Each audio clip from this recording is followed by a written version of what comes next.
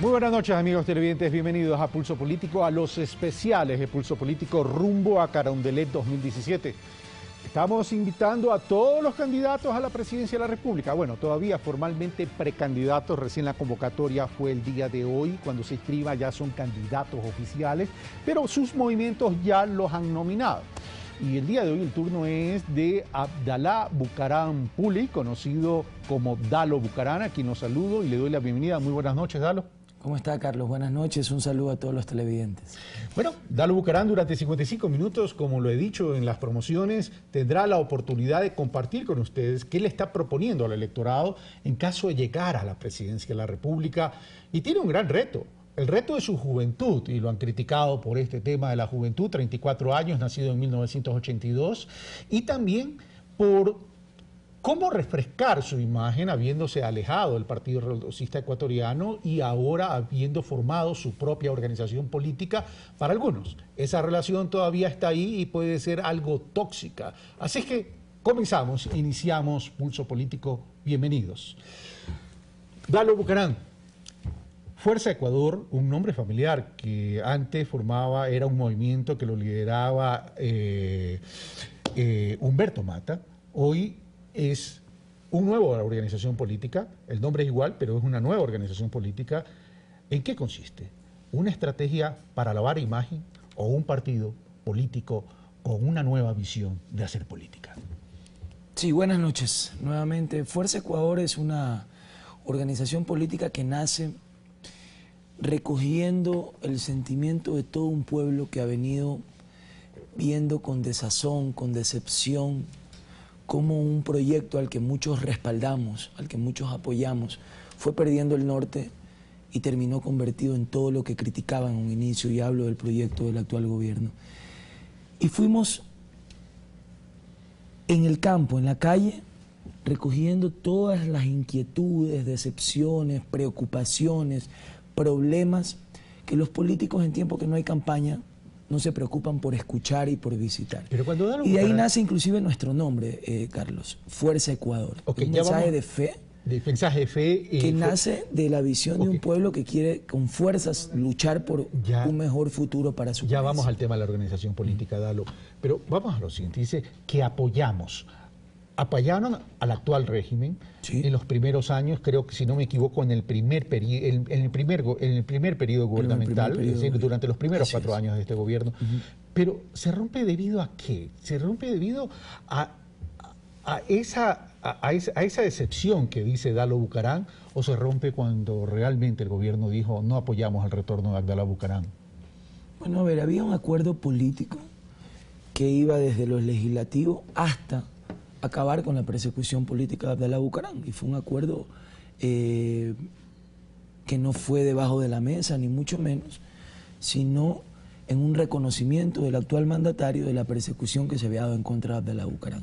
Pero lo principal era que el candidato a la presidencia en el año 2006, Rafael Correa, era un hombre que hacía y decía lo correcto, y por eso había que respaldarlo. Impulsaba un cambio, un proceso político que el Ecuador venía anhelando, de que exista una verdadera equidad, de que se acabe con esa pequeña oligarquía que gobernaba el Ecuador, de salir del país del feriado bancario, de los golpes de Estado, e ir a un país con una institucionalidad más fuerte, con una democracia más sólida, donde los poderes sean bien distribuidos, sean independientes. Y muchos nos motivamos por ese sueño, por ese mensaje que estaba representado por el actual candidato Correa. Lamentablemente, ya en el ejercicio del poder, el presidente Correa comienza a tener un comportamiento muy similar al que tuvo en su momento el antiguo dueño del país, el señor Febres Cordero, cuando se sintió dueño del poder. Y ahí comenzamos a tener ciertos choques por proyectos de ley que él pretendía impulsar, y nosotros considerábamos que no eran los más justos y los más democráticos, y creo que el tiempo nos ha dado la razón. ¿Qué tan diferente es este partido al PRE? ¿Y qué tan diferente es Dalo Bucaram a su padre? Bueno, quizás no haya nada diferente y quizás seamos totalmente diferentes. Compartimos una visión de lucha que sobrepasa los nombres y los hombres, que tiene 60 años, que pertenece a los sectores más humildes del Ecuador, que han venido constantemente apostando, votando por gobiernos que levanten la esperanza de realmente acabar con esta zanja de división social que existe en nuestro país, de un grupo muy rico y de un sector mayoritario muy pobre, que vive ilusionado por estos constantes cambios que nos ilusionan. Pero el PRE tuvo la oportunidad de hacer eso, pero en no la 5 aprovechó. meses. Pero no la aprovechó. Fueron 5 meses de gobierno. Yo no puedo responder tampoco por el gobierno del PRE, porque era un joven de 14 años, ni siquiera pisé el Palacio de Carondelet. Cuando mi padre fue presidente, el Palacio lo conocí con Rafael Correa, cuando llegamos al acuerdo político. Sin embargo, Dalo Bucaram me parece injusto. Ha sido crítico. Dice, no estoy de acuerdo con la actitud de mi padre, pudo haber corregido. Me parece injusto criticar para bien o para mal un gobierno que duró 5 meses. Entonces, lo que yo he hecho es aprender de las experiencias, sean estas positivas o negativas, porque de eso se trata finalmente la vida de un ser humano, de irse consolidando, de ir mejorando, de ir madurando, de ir arrepintiéndose. Le tenemos temor a la palabra arrepentirse, y el arrepentimiento es bueno porque es señal de que vas consolidándote como un mejor ser humano quizás. Entonces, todas estas experiencias que he vivido desde niño, me ha tocado vivir injusticias directas e indirectamente producto de la persecución en contra de mi padre. Me ha ido formando como un ser humano, creo yo, que vive en un constante aprendizaje y que intenta siempre superarse a sí mismo. Pero sin embargo, Dalo Bucaram, en un momento dado, le da cabida a Alfredo Adunciade y a Víctor Hugo Sicuret para que estén cercanos a Fuerza de Ecuador, y se hablaba de una eventual candidatura a la Asamblea Nacional de parte de ellos. ¿Qué pasó con esta ruptura? Que se van al partido, a la Sociedad Patriótica, y seguramente esto trajo también algún tipo de enfrentamiento con Agdalá Bucaram, padre de Dalo Bucaram. A ver, mi relación con mi padre a nivel familiar es intacta. Nuestro amor es inquebrantable, es indisoluble, y jamás nadie podrá conseguir que yo diga una palabra contraria al ser humano que yo tuve en mi casa durante toda mi vida y que aprendí a amarlo, producto de lo que él fundó en mí a través del amor. Políticamente, uno tiene ideas propias y cada quien responde a un ADN diferente, a un número de cédula distinto. Y por más que ciertos medios han querido siempre vender la idea de no, pero es que es lo mismo y que sí que no, lo cierto es que nadie repite la vida de nadie, y que cada cual va forjando su propia historia, y es lo que yo he venido bregando y luchando por hacer, sin avergonzarme jamás de mi padre. Siempre me sentí orgulloso de él, pero yo soy Dalo Bucaram, soy una persona distinta. ¿Hay diferencias políticas? Con cualidades distintas, con una visión distinta, obedecemos a una generación diferente, entonces va a haber diferencias políticas también en ¿Y los no conceptos sustancial? y en la práctica. ¿Qué pasó con Alfredo Adún? Porque Víctor Hugo Sicuret jamás hubo la oportunidad ni la posibilidad de que sea candidato de Fuerza Ecuador. A ver, Alfredo Adún nunca fue afiliado a Fuerza Ecuador, nunca fue dirigente de Fuerza Ecuador. Él lidera un colectivo llamado La Fuerza de los Pobres, que pedían que Fuerza Ecuador auspicie su candidatura a la Asamblea Nacional, y lo evaluamos, porque tampoco hay por qué discriminar. Nosotros estamos en una organización nueva que lucha por forjar una historia propia, pero ya en la práctica, en la evaluación de esa candidatura, vimos que habían estilos totalmente distintos. Era una relación incómoda. Más que incómoda, porque a nivel personal yo no tengo nada en contra de nadie. Era inviable. Obedecemos a generaciones diferentes, a estilos distintos, y Fuerza Ecuador finalmente resolvió no auspiciar esa candidatura porque no obedece con la realidad de nuestro proyecto. No fue una decisión fácil, fue una decisión compleja, pero en política hay que saber tomar decisiones, y si estás liderando una organización política nacional y aspiras a ser presidente de la República, lo menos que puedes hacer es tomar decisiones importantes que marquen un liderazgo propio dentro de la organización y que respeten el proyecto que estás liderando. ¿Por qué cree Dalo Bucaram que está preparado para ser presidente? Bueno, más allá de mi preparación académica, mi preparación profesional, creo que el hecho de haber estado constantemente inmerso en la política durante más de 34 años me da una experiencia que difícilmente la tengan el resto de candidatos. No creo que haya otro candidato que tenga 34 años directamente en la política. Y además he venido recogiendo el sentimiento del pueblo en la calle, escuchando sus necesidades. Me he preparado para ser presidente, como hay jóvenes que se preparan para ser abogados, hay jóvenes que se preparan para ser doctores. No me considero ni mejor ni peor que ninguno.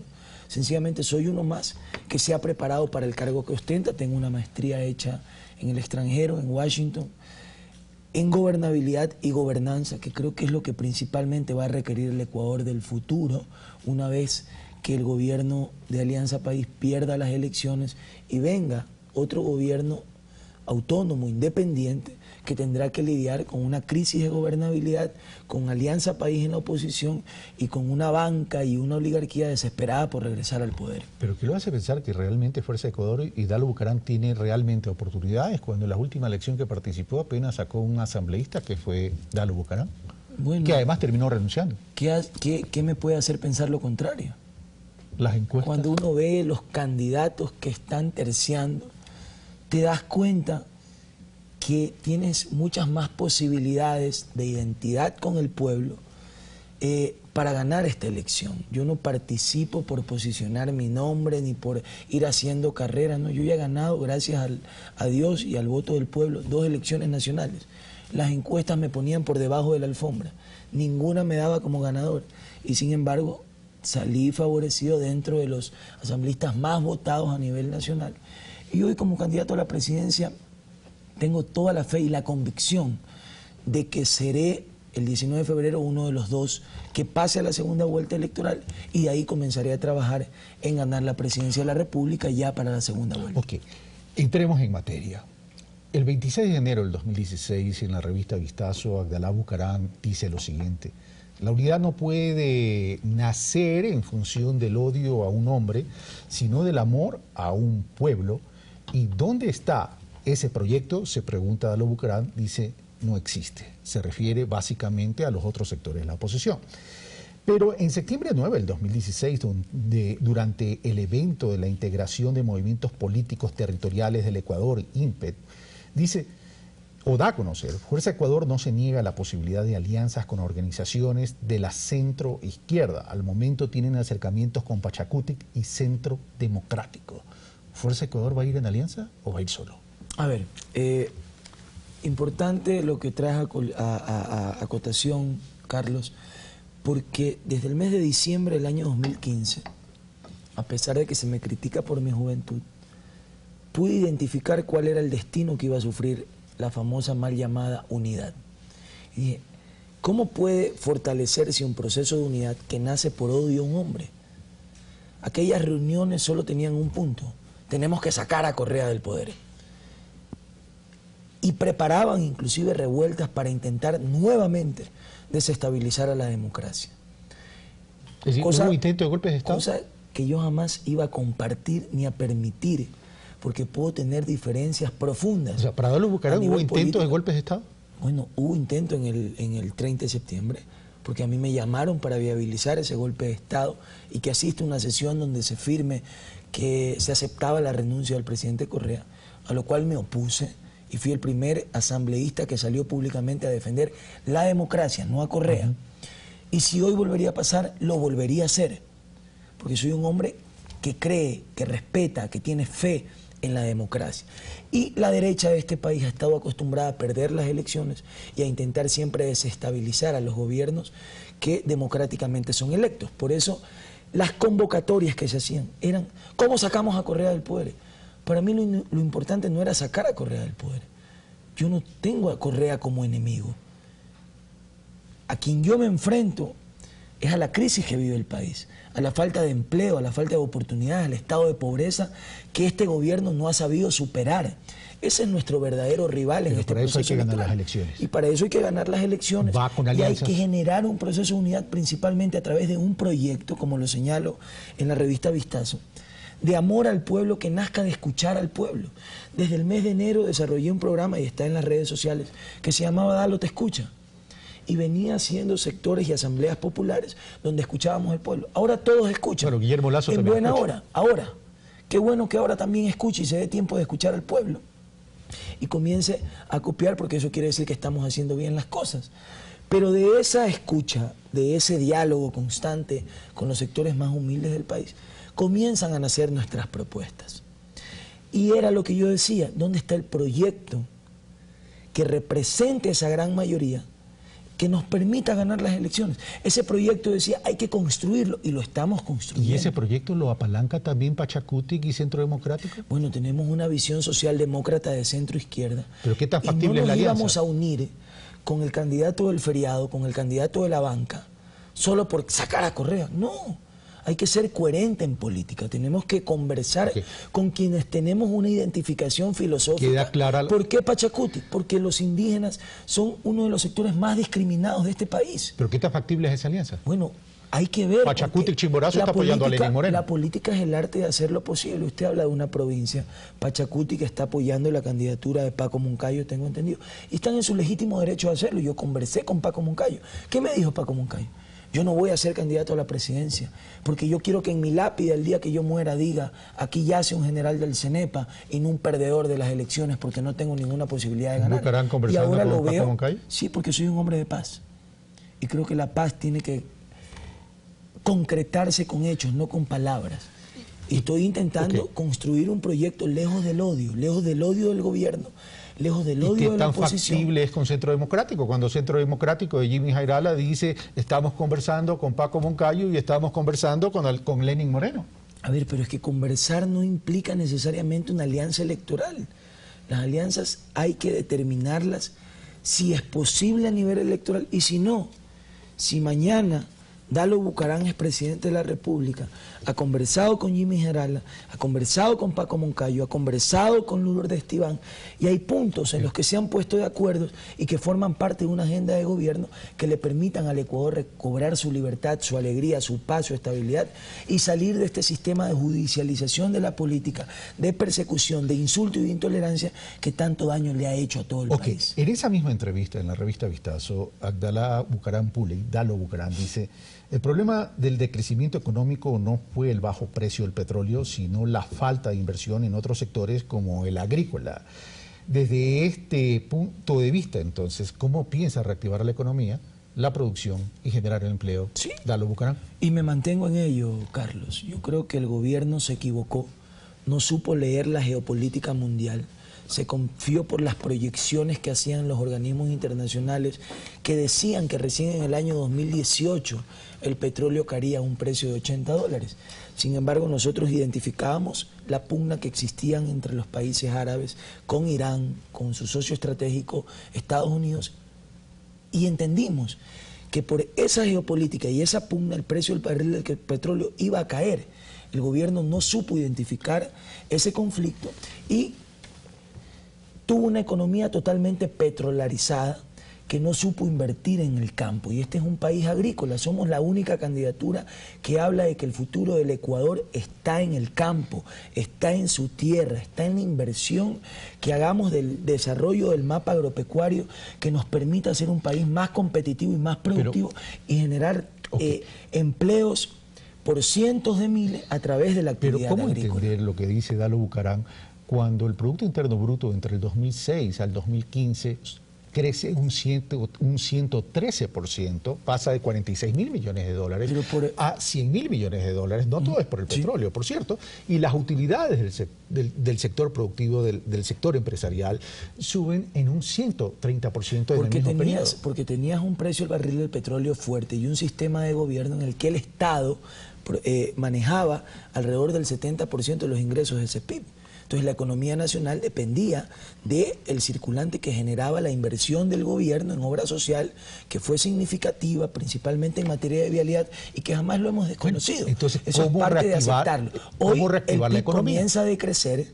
Ya nos hemos sobrepasado en endeudamiento del 40% que permite la Constitución, porque el PIB ya no es de 100.000 millones, hoy está en apenas 96.000 y pico de millones. 96.000 bueno, pero es que lamentablemente tenemos una deuda de 39.000 millones, que es la que el Estado reconoce, que si se suma a lo que se le debe al sector social de la salud y si se suma a todas las acciones crediticias con China principalmente, estamos realmente en una posición preocupante. Yo no he dicho que no hay futuro.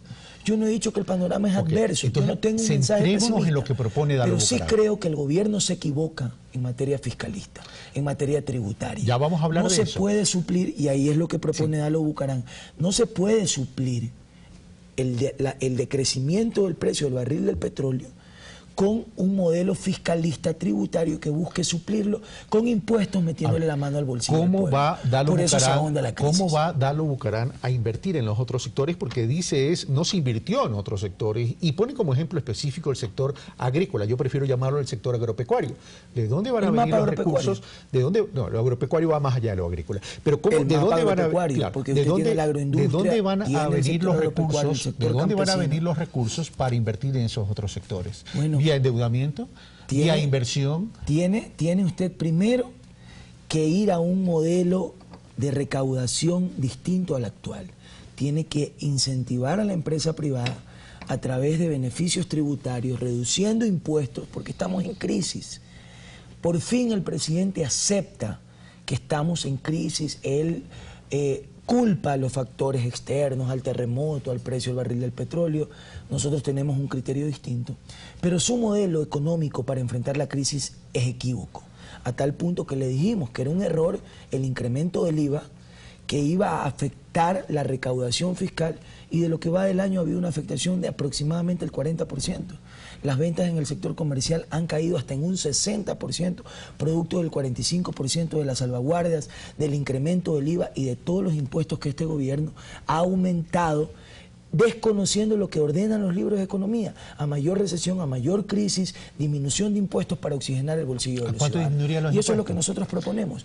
Proponemos la eliminación del 45% de las salvaguardias, la eliminación del 5% del ISD, salida de divisas. Proponemos la eliminación del cobro anticipado del impuesto a la renta, que es un impuesto al patrimonio, porque nadie puede en las actuales condiciones saber cómo le va a ir a su negocio este año por la lamentable crisis que vive el país, y la reducción del IVA del 14 al 10%, para que en volumen se pueda reactivar la economía, puede haber mayor circulante, porque cada punto de crecimiento del IVA, cada 2 puntos de crecimiento del IVA significan alrededor de 800 millones de dólares. Son 800 millones que el Estado deja de percibir, es verdad, pero son 800 millones que se quedan en el bolsillo del pueblo circulando en la economía nacional. Ahora, pero vamos a lo siguiente, eso es una propuesta muy similar a la de Guillermo Lasso, pero sin perjuicio que sea similar a la de Guillermo Lasso, vamos a lo siguiente.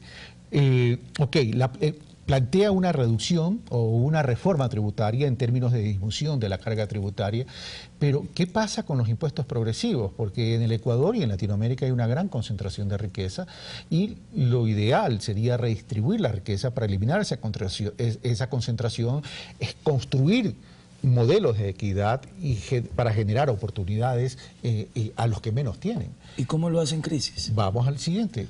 ¿Cuál va a ser la política de Dalo Bucaram en términos de los impuestos progresivos? Más que la redistribución de la riqueza, lo que debe de existir en el Ecuador es la buena distribución de la riqueza. El Ecuador no está en un modelo equitativo. Todavía existen ciudades élites como Guayaquil y Quito. Parecería que el Ecuador fuera solo Guayaquil y Quito, y hay ciudades como Esmeraldas, donde tenemos una refinería que ha sido un puntal importante en época de bonanza petrolera, donde ni siquiera hay agua. Entonces, ¿de qué equidad estamos hablando? Y esa es la gran diferencia. Y esa es la gran diferencia. Ustedes tuvieron municipios en Esmeraldas durante muchos años. No es verdad. ¿Desde hace cuánto el PRE? En el caso del PRE que usted me habla cuando dice de ustedes, porque Fuerza Ecuador no ha tenido ningún municipio en ninguna provincia, pero ¿desde hace cuánto el PRE, hablando del PRE, no tuvo un municipio en Esmeraldas? Desde la época del 90. El Esmeraldas ha venido siendo manejado por el MPD, pero hablamos del modelo. Hablamos del modelo, no es que estamos culpando al gobierno o no culpando al gobierno. Por eso hablo de la buena distribución de la riqueza. El Ecuador tiene que ir más que a un modelo igualitario, un modelo equitativo, donde la distribución de la riqueza sea en función de las necesidades de cada provincia. Y ahí está el peligro de que el candidato de la banca llegue al poder. Porque el candidato de la banca no lo hace en función del número de habitantes, no del número de necesidades. Base insatisfecha, más un porcentaje de la población. Veamos los presupuestos de cada provincia y entendamos que por más que Esmeraldas tenga menos habitantes que el Guayas, sus necesidades son mucho más grandes que las de Guayaquil. Eso es cuando hablo de función de un modelo equitativo, más que igualitario, porque lo igualitario es decir, esto tiene X número de habitantes, distribuyamos la riqueza en función de eso. ¿Cómo asumir entonces la corresponsabilidad con los gobiernos autónomos descentralizados cuando se acostumbraron a vivir del excedente del petróleo? Bueno, por eso es que hoy que estamos en crisis, todos tenemos que ajustarnos. Aquí no se trata solo del gobierno nacional, hay que hablar de reglas claras y de ir a un modelo justo y equitativo.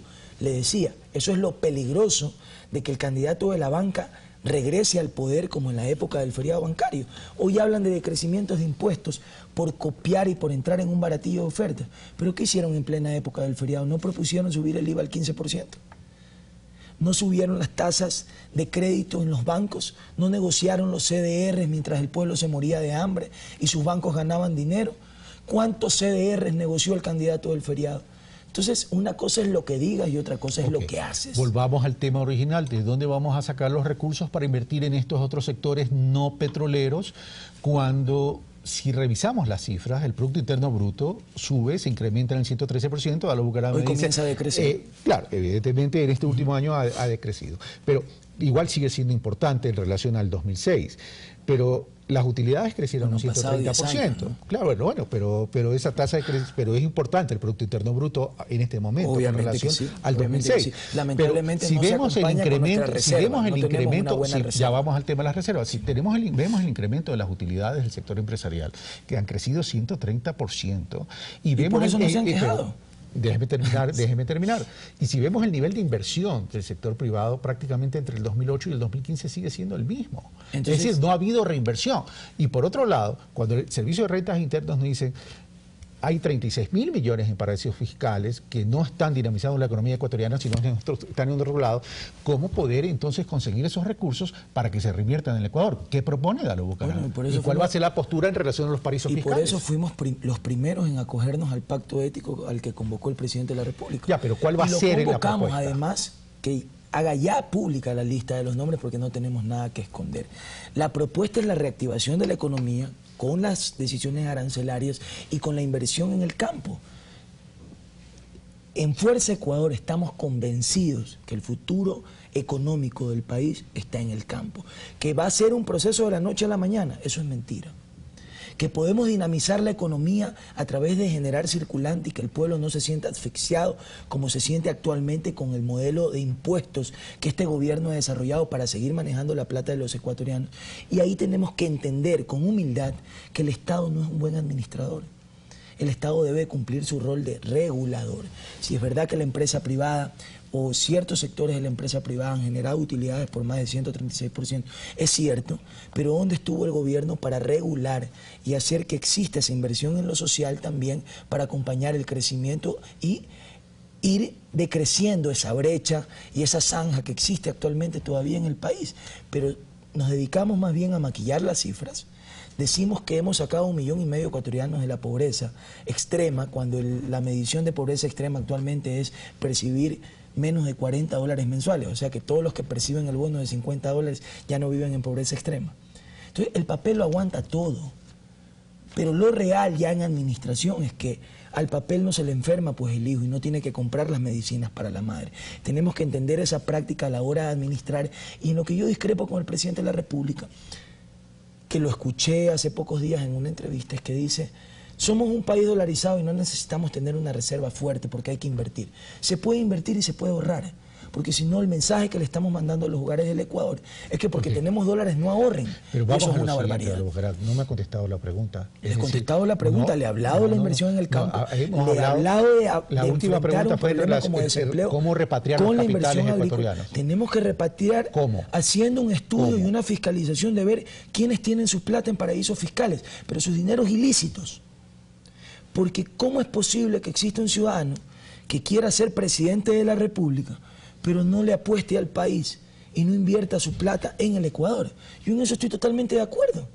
Pero si por eso fuimos los primeros en acuerdo. Pero no se trata de una sola persona, se trata de todo ese universo No capital. podemos obligar tampoco a que quienes tienen hoy sus dineros en paraísos fiscales ya los retornen mañana al Ecuador. ¿Por qué no lo ha hecho el gobierno? Yo no estoy diciendo eso. Yo no estoy diciendo que hay que obligar. Yo lo que estoy diciendo es cuál es la propuesta para repatriar. Y se la estoy contestando. Pero ¿cuál es la propuesta para repatriar? Repatriación tiene que ir a través de una reforma dentro de la Asamblea Nacional que no va a depender del Poder Ejecutivo. ¿Que consiste en qué? Que consiste en que a través de las reformas de ley se exija ciertos parámetros para que los ecuatorianos no evadan o no saquen sus dineros, principalmente en materia de fiscalización, mal habidos, que es lo más condenable, y inviertan en el país para que sean socialmente solidarios con la crisis que está viviendo el Ecuador. Pasemos, concentrémonos en el sector agropecuario, en el sector rural.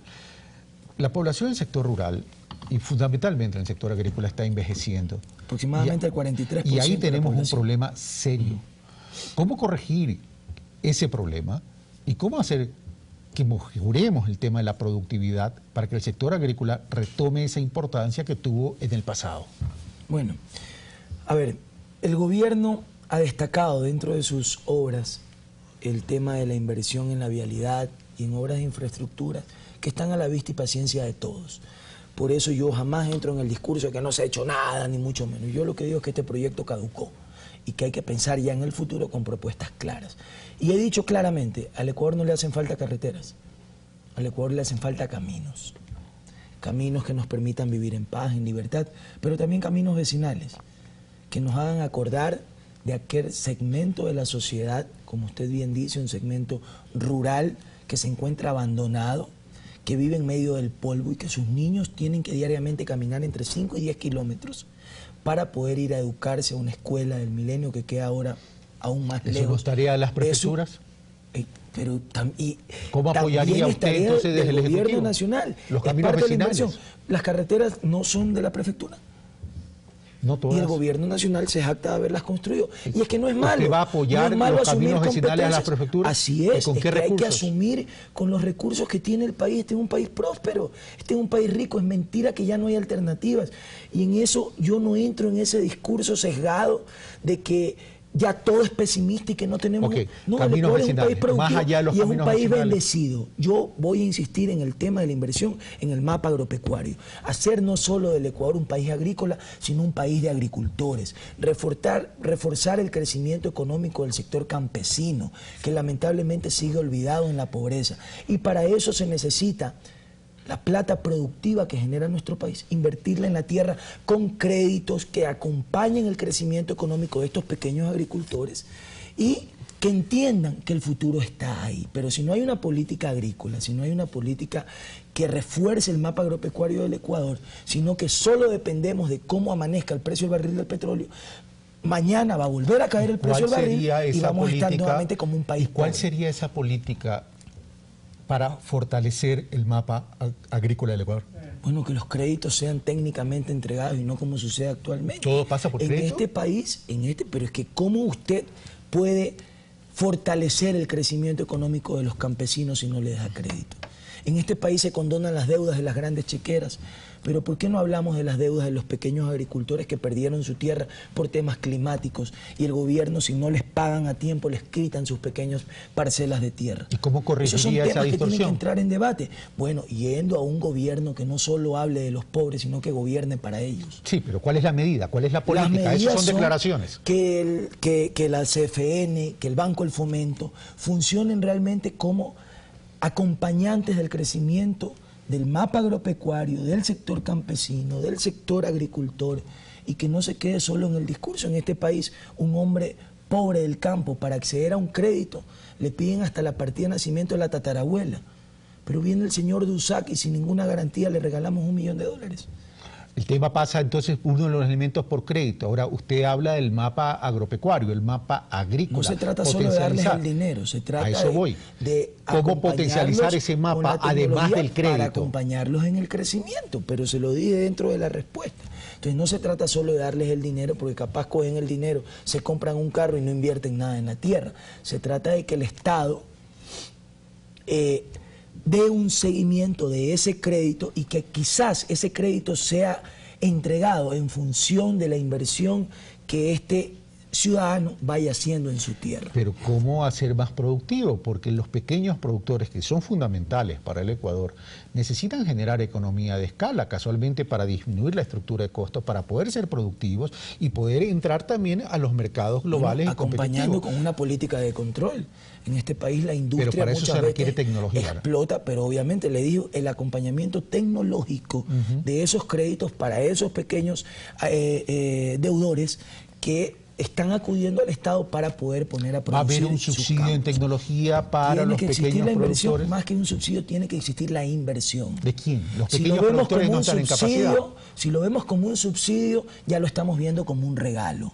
Veámoslo como la inversión de que realmente queremos el crecimiento económico de ese ciudadano que ha vivido desatendido, que vive excluido del crecimiento de las grandes ciudades y que vive olvidado en el campo. ¿Por qué no verlo como una alianza estratégica? Porque a la hora del té, el pequeño productor no tiene la inversión, no tiene la capacidad para poder invertir en tecnología. Conozco de su profesionalismo y usted me está repitiendo lo que yo le doy en mis respuestas como preguntas. Yo le estoy diciendo del acompañamiento tecnológico, le estoy diciendo de la inversión en el campo, le estoy diciendo de los créditos, le estoy diciendo de la inversión en tecnología y usted me lo vuelve a preguntar como que no se lo estoy respondiendo. Porque usted me está diciendo, Dalo Bucaram, y con todo respeto, sí, me está diciendo, no subsidio, lo que he dicho, me está diciendo es que eso sería como un regalo. Como un subsidio, que lo entonces, veamos como ¿quién va a inversión? invertir? ¿Quién va a invertir? En el que el Estado, ¿Quién va a invertir? El Estado. Ah, ok, eso es lo que está hablando. En un acompañamiento, y ahí viene una alianza pública-privada en el que el Estado acompaña el crecimiento económico de ese pequeño campesino. Eso es otra cosa. La respuesta ahora está distinta. Quizás como a usted le gusta, pero le he dicho lo mismo de otra forma. En todo caso son los ciudadanos los que sacan las conclusiones de Dalo Bucaram. Esto no se trata de usted y yo. Usted puede confundir con sus preguntas y por eso tengo que hacer la aclaración. Vamos ahora a lo siguiente. El Ecuador es un país primario exportador y se habla mucho de que hay que emigrar a un cambio de la matriz productiva para poder entrar a los mercados globales. ¿Cómo vamos a pasar a agregarle valor a nuestras exportaciones, a nuestros productos exportables, para tener más oportunidades de ingreso de divisas, considerando que estamos dolarizados? Bueno, cambiando el modelo, nuevamente volvemos al tema tributario, cambiando el modelo que este gobierno ha desarrollado. ¿Qué es lo que nos impide, por ejemplo, firmar el acuerdo con la Unión Europea? Por más que el gobierno se niegue el 45% de las salvaguardias, el presidente dice, nos han generado 1.000 millones de ingresos. Sí, pero ¿cuántos millones de pérdidas han generado las famosas salvaguardias para el sector comercial? Entonces, tenemos que cambiar el modelo económico entendiendo que estamos enfrentando una crisis para que una vez que la economía vaya reactivándose, una vez que exista mayor circulante, una vez que comience el crecimiento económico, ser un país más competitivo y rescatar al Ecuador, para terminar de responder su pregunta, Carlos, rescatar al Ecuador del sesgo ideológico en el que este gobierno lo ha metido. El Ecuador tiene que abrirse a las relaciones con todos los países. ¿Eso significa acuerdos comerciales? Así es, yo no estoy de acuerdo con que, ¿por qué estamos solo con los chinos, solo con los chinos? Está bien, no debemos estar solo con los chinos, pero debemos estar con los chinos. Pero también debemos estar con los Estados Unidos y también debemos estar con la Unión Europea. Ahora, son procesos que no son de la noche a la mañana y lo entendemos, pero que se ven afectados por políticas fiscalistas de este gobierno que no son buenos mensajes, para los mercados internacionales. Ahora, los bloques comerciales en el mundo están teniendo bastantes problemas y vemos que incluso la Unión Europea se resiste a firmar los acuerdos comerciales con Estados Unidos en este momento y ahí hay una barrera. ¿Dalo Bucaram estaría de acuerdo que el Ecuador entre a la Alianza del Pacífico? Yo creo que sí. Yo creo que el Ecuador debe de abrirse a relaciones con todos los países para mejorar las condiciones de crédito en las que este gobierno nos ha sesgado. Vuelvo a lo mismo. ¿Por qué el Ecuador ha accedido a créditos caros? Por los malos mensajes que se dio en el inicio de este gobierno. El Ecuador estuvo 7 años sancionado en los mercados internacionales por las declaraciones del presidente de decir que la deuda era ilegítima porque era una deuda, me parece que al 6% o al 7% que se había adquirido en el año 2002 o 2003. Finalmente fuimos sancionados y estuvimos 7 años excluidos de los mercados internacionales adquiriendo deuda cara. Mientras las tasas mundiales estaban entre el 2 y 3%, Ecuador llegaba a acuerdos comerciales entre el 7 y hasta el 11% cuando se trataba de papel. Entonces, eso nos ha venido afectando. Mire los últimos bonos que hemos negociado. El presidente dice que el mercado es muy competitivo. No es verdad. Lo cierto es que el Ecuador ocupa el segundo peor riesgo país de Latinoamérica, solo después de Venezuela, y el sexto peor a nivel mundial.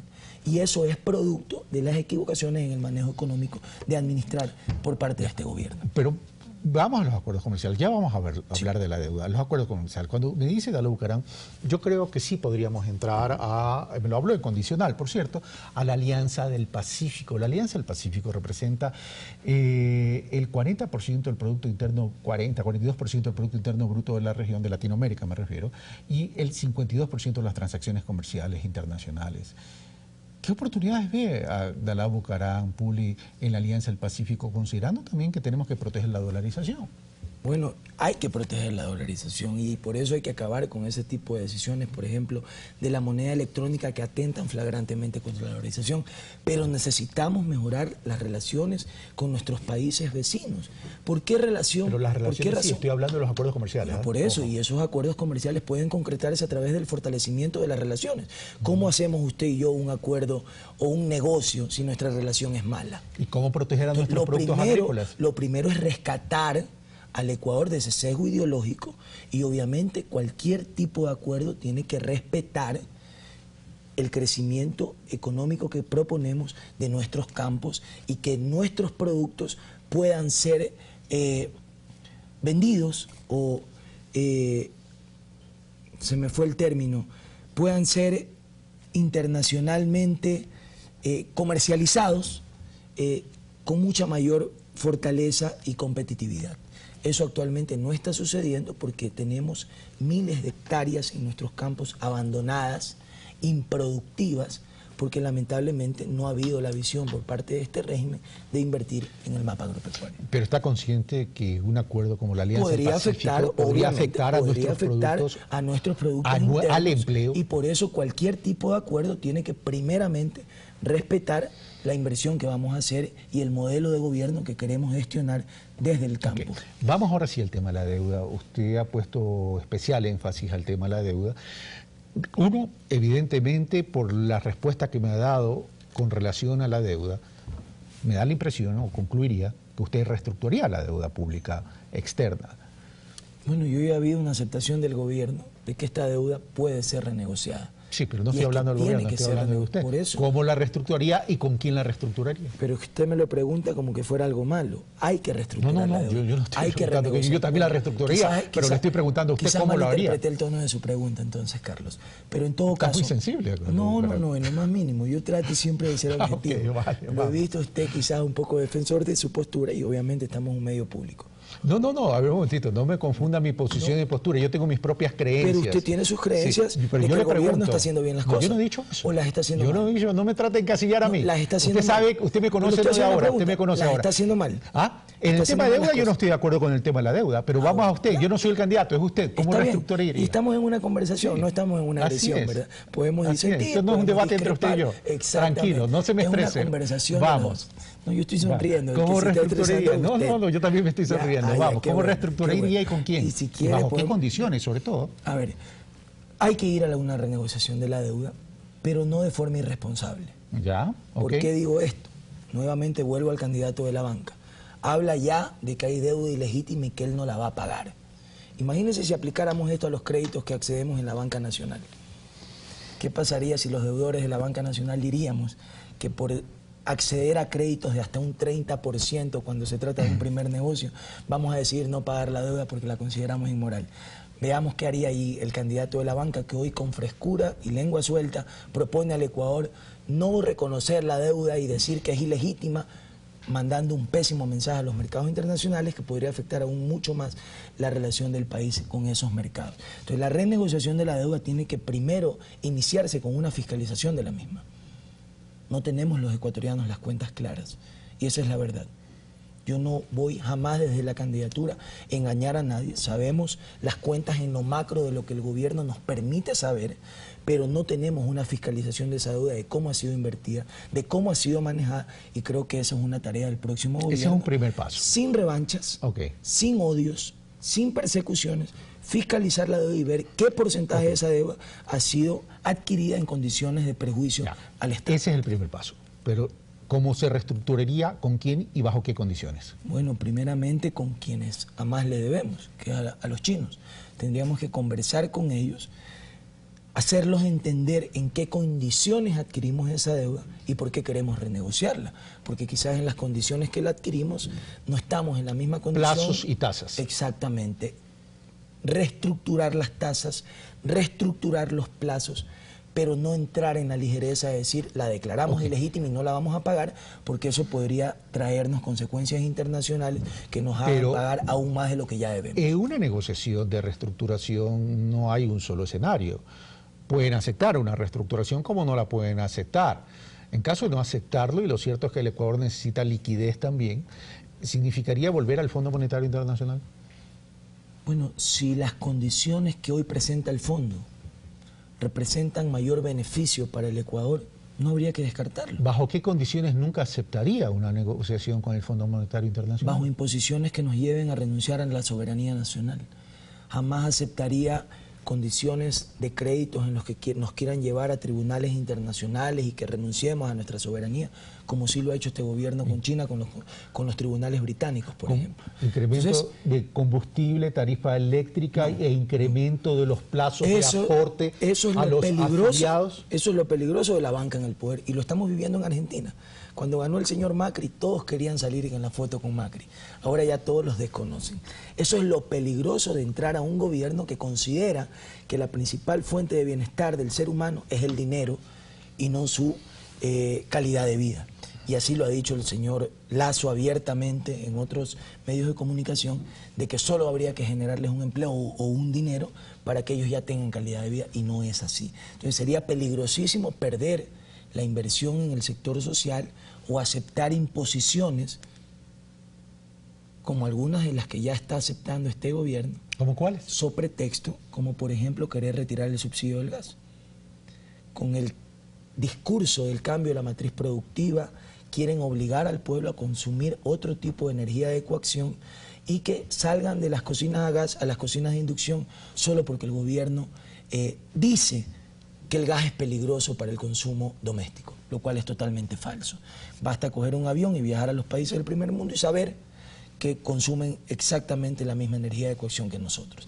Entonces se quiere disfrazar la crisis obligándole al pueblo a consumir algo que no quiere. Se importaron cientos de miles de cocinas de China a precios de 50 y 70 dólares y se las comercializa en el país a precios de 300 y 700 dólares. Entonces, eso afecta a la economía popular porque hay cientos de miles de hogares que dependen de una cocina a gas en la calle, que en el momento que le retires el subsidio, entrarían en una crisis y perderían su trabajo. Vamos a lo social. Uno de los principales problemas contemporáneos que existen, y no tan contemporáneos, desde hace mucho tiempo, es la especulación del suelo. La especulación del suelo hace que el precio suba y que establezca barreras de acceso fácil al suelo, y el suelo tiene que ver con vivienda.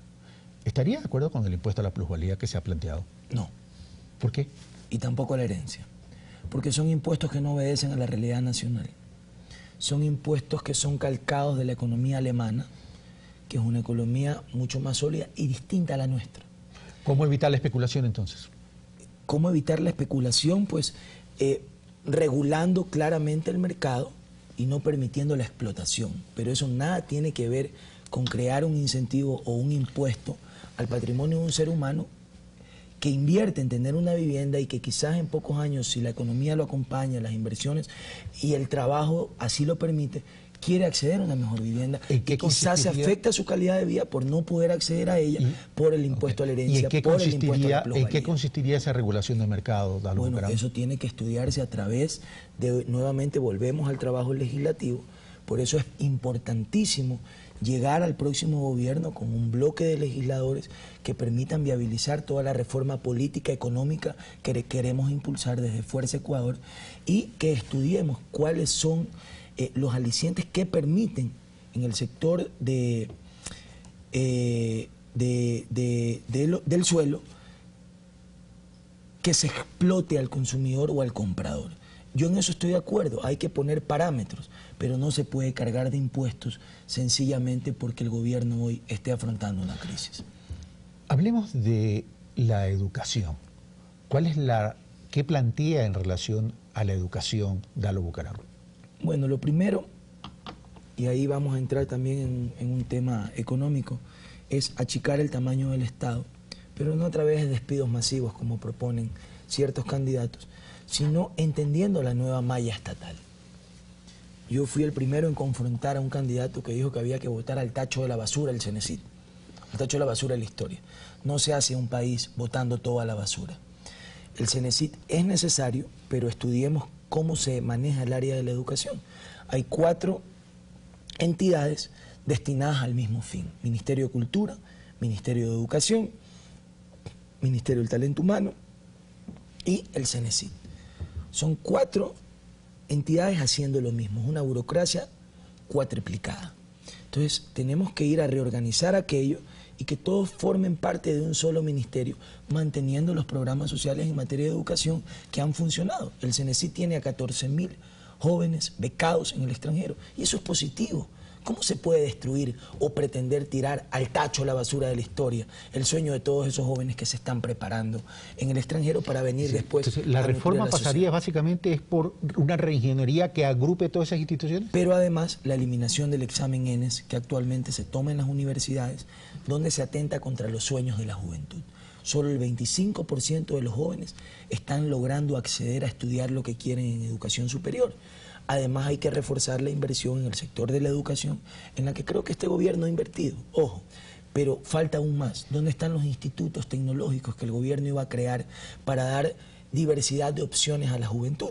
Entonces, esos institutos no han sido creados, los jóvenes van a las universidades, rinden el examen ENES y solo el 25% está accediendo a estudiar lo que quieren. Quedan en la desocupación y lo único que encuentran en las calles son drogas, productos de las malas decisiones en leyes que dentro de este proceso de reingeniería seguramente va a sobrar personal. ¿Qué va a hacer con ese personal? O se pueden poner nuevas tablas salariales en el sector público. Estamos en crisis. ¿Qué significa? ¿Disminuir sueldos? Así es, hay que disminuir salarios en el sector público. ¿Por qué es inconstitucional si vamos a una nueva tasa salarial en un país en crisis en el que hay una burocracia muy grande que se ha triplicado en estos 10 años y hay el 62% de los hogares del Ecuador que ni siquiera tienen ingresos como para suplir la canasta básica? En el tema político, ¿propone una reforma en el tema político? Proponemos una reforma en el ¿Qué consiste en qué? Principalmente en garantizar la división de los poderes del Estado. Creemos que uno de los grandes errores del actual gobierno ha sido meter las manos en la justicia, administrar todos los poderes, ser el dueño de la Contraloría, Procuraduría, Corte Constitucional, Corte Nacional de Justicia, Consejo Nacional Electoral. Ese modelo tiene que cambiar. ¿Plantea eliminar el Consejo de Participación Ciudadana? No, planteamos una consulta popular para que el pueblo avale todo este tipo de decisiones y no la eliminación del Consejo de Participación Ciudadana, porque volveríamos a la elección del Congreso y nuevamente el presidente estaría supeditado. O sea, ¿el mismo Consejo seguiría nominando? Tendríamos que transparentar los concursos. ¿Y por qué no, por ejemplo, en materia de justicia, del Poder Judicial, que existan jueces electos en elecciones abiertas, en elecciones populares, con ternas enviadas de los colegios profesionales, y todo este tipo de enmiendas lo vamos a proponer al pueblo ecuatoriano para que sean ellos los que decidan en las urnas? Pero ya estamos terminando. Pasó rápido el tiempo, Dalo Bucaram. Cuando hay buena conversación el tiempo pasa rápido. Sí, a pesar que se me estresa usted, pero bueno, vamos a lo siguiente. No le traje el chocolatito, si no se lo hubiese dado. Vamos a lo siguiente. Me da la impresión que Dalo Bucaram está queriendo competir con un espacio de la derecha, porque a cada rato y de forma recurrente, sin nombrar nombres y apellidos, pero menciona al candidato de la derecha, al candidato banquero. ¿No es un error estratégico? Cuando Dalo Bucaram dice, soy de centro izquierda, querer competir con ese espacio de la derecha? Pregunto. A ver, ¿No es una obsesión, no es una fijación o un error estratégico? Yo no compito un espacio de la derecha.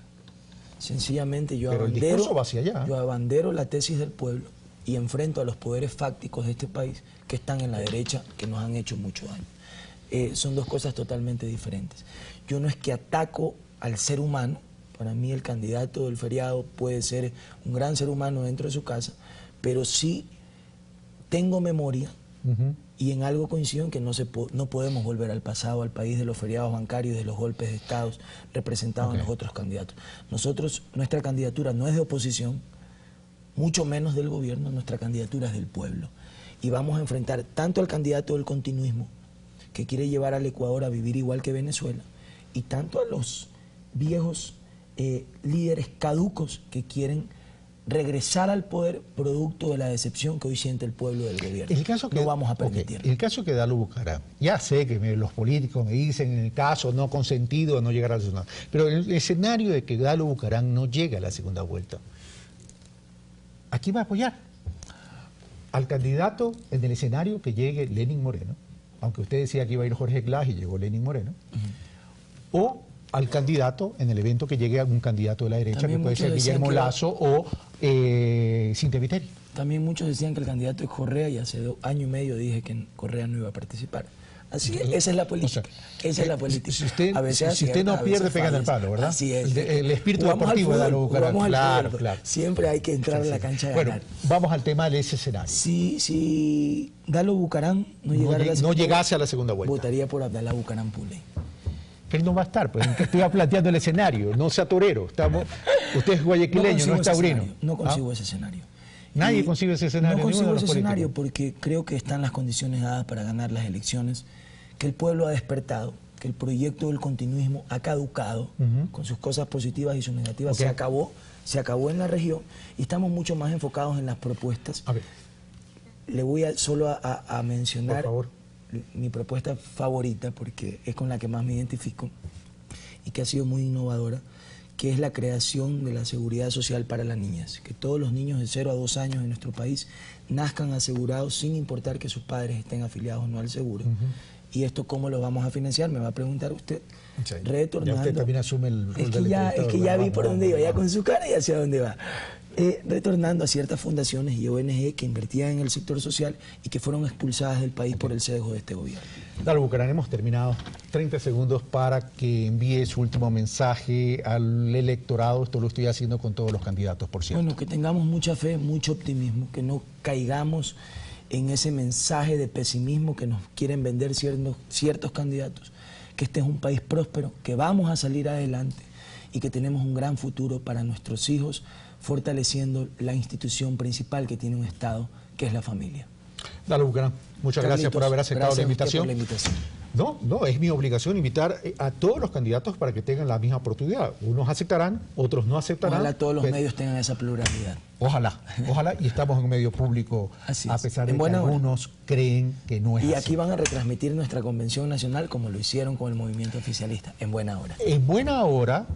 Eso tiene que ver, y yo también pregunté cuando vi eso que salió al aire, yo también tuve la misma inquietud y pregunté, y Alianza País hizo una inversión para preparar toda la plataforma tecnológica. La vamos a hacer. Entonces no tienen los problemas. Los vamos a invitar. Qué bueno, sí. Veo que tienen plata. La vamos a hacer y los vamos a invitar. Veo que tienen plata. No más que Alianza País, pero sabemos gestionar y somos eficientes en el gasto. Bueno, vamos a ver eso. Dalo Bucaram, un gusto tenerlo acá. Gracias. Bueno, como siempre, amigos televidentes, Pulso Político. Nos caracterizamos por una frase. Nosotros no somos los dueños de la verdad absoluta. Simplemente tratamos de constituirnos y convertirnos en facilitadores entre sus inquietudes y los actores políticos. Pero las conclusiones, como siempre, las sacan ustedes.